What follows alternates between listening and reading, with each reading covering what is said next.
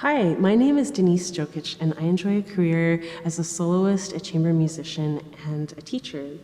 I've been here on the faculty of the NYOC for several years, and I really enjoy witnessing how the chamber music session enriches the orchestral experience of all of these young musicians. It's really a thrill to watch them grow through these couple of weeks and then take that experience into the orchestral session. The piece that I just played is an excerpt from one of the movements of Don Quixote. This piece is being performed this year by one of the student cellists at NYOC, and I think to have the opportunity to play this piece in one's lifetime is so special.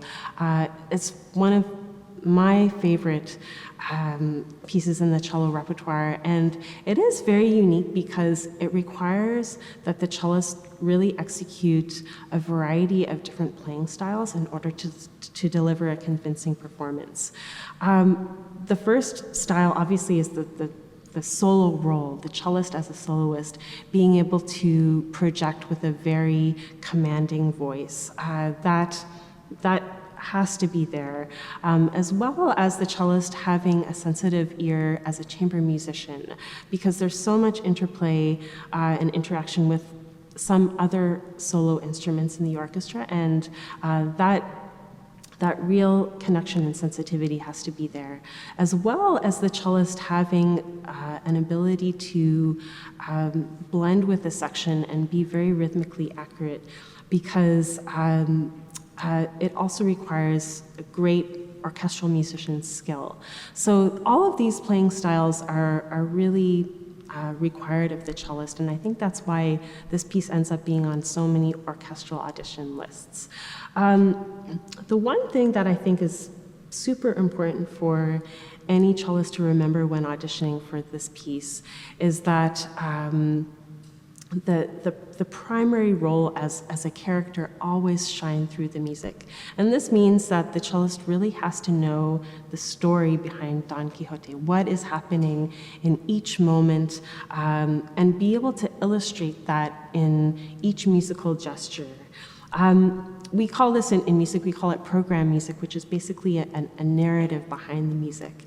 When I played this variation, which is the first variation after the theme, I like to look at what the composer writes. He indicates with a broad stroke, and I think it's important to have a very clear sense of rhythm and also a bit of flexibility as well. And this is where these two roles as an orchestral player and a soloist come into play.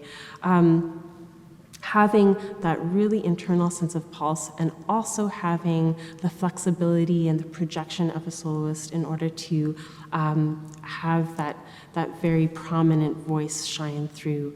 I like to imagine the Don on his horse swinging at the windmills.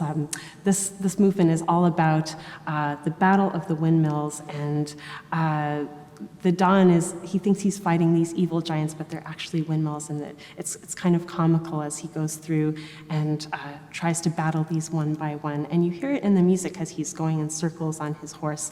And then as he has these distant thoughts of his love interest, you hear the color start to change in the middle of the movement. And I like to make a slight difference between the broad stroke that is indicated in the score and a bit of a lighter stroke in the middle as the color changes. And I think that this is something that the cellist should be able to play with in general, differentiating the bow stroke and the same thematic material, which keeps coming back over and over again. It's really important to be able to keep in mind what's happening in the story and be able to change your articulation, your sound, your color according to what is happening in the story.